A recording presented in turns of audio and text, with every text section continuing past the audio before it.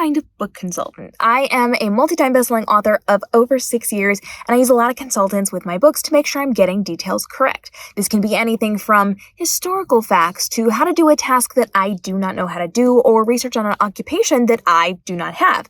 So when it comes to the process of finding a consultant, the first thing you need to do is identify who your consultant actually needs to be. Oftentimes we'll think, oh, I need this kind of a person, and it's not the actual job we need. We need something that is tangential to it, but not the same thing. So research is the first step. Go to Google, type in questions, type in different things, do your research and figure out who you actually need. It may not be who you think. Now, once you actually have the idea and the correct job title for what you need, now you get to do some research. Typically for me, I like to see who in my sphere or in my connections is going to be able to have that conversation with me. So if I know somebody or if I know somebody that knows somebody, I do that first. I want to make sure I've got my connections first. So I am looking at people that I know that could potentially be answering these questions. I'll go to them, I'll DM them, I'll send them a text. I'll say, hey, listen, I'm doing this. Is this something you can answer? Is this something you know? If not, I'll put it on my personal social medias. Hey, I'm looking for this kind of a person. Does anybody know anybody that can connect me to this kind of thing? This is going to be best because it's a warmer lead. It's going to mean I have that connection or I know somebody who knows somebody, and they're much more likely to opt into saying yes and helping me with the consultation. Now, consultations, a consultant can be just a couple questions here or there, maybe just a straight up a couple of questions, or it could be more in-depth. It can be more ongoing or a one-time thing, depending on what you need. All this information needs to be given upfront to allow somebody to make the decision of whether or not they're going to help you. So let's say you've got a friend of a friend that you can reach out to. You're going to let them know, hey, here's what I'm doing. Here's what I'm writing. Here's what I'm looking for. Are you interested in helping if you are qualified? So I would ask, are you qualified to, and don't say the word qualified, but is this your forte? Or is this the kind of thing that you know about or can answer questions about? And are you interested in getting that information to me or helping me with this, asking and answering those questions with me?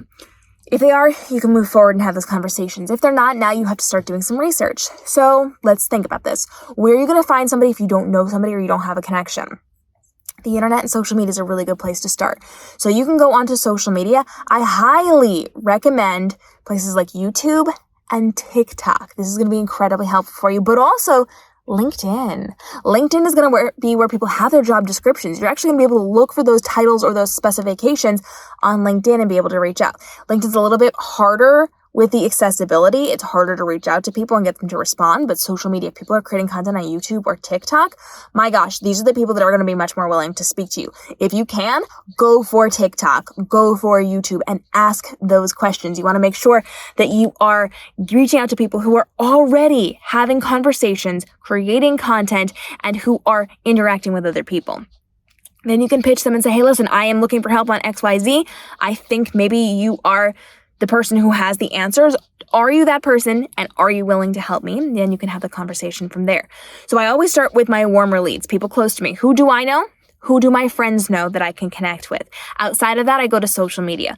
Beyond TikTok, YouTube, and LinkedIn, now you can just do your research. Google. You may find somebody who knows what they're doing. This might happen if you are looking for something that's more like you need a professor of history, or you need something that's like a little more on the elite side and a little bit less on the day-to-day side. So I've had consultants that have had to help me with occupations.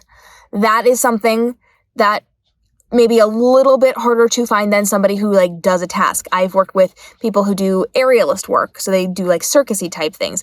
That's a lot easier and more accessible for me to be able to find than for somebody who is like a historian of a specific time period.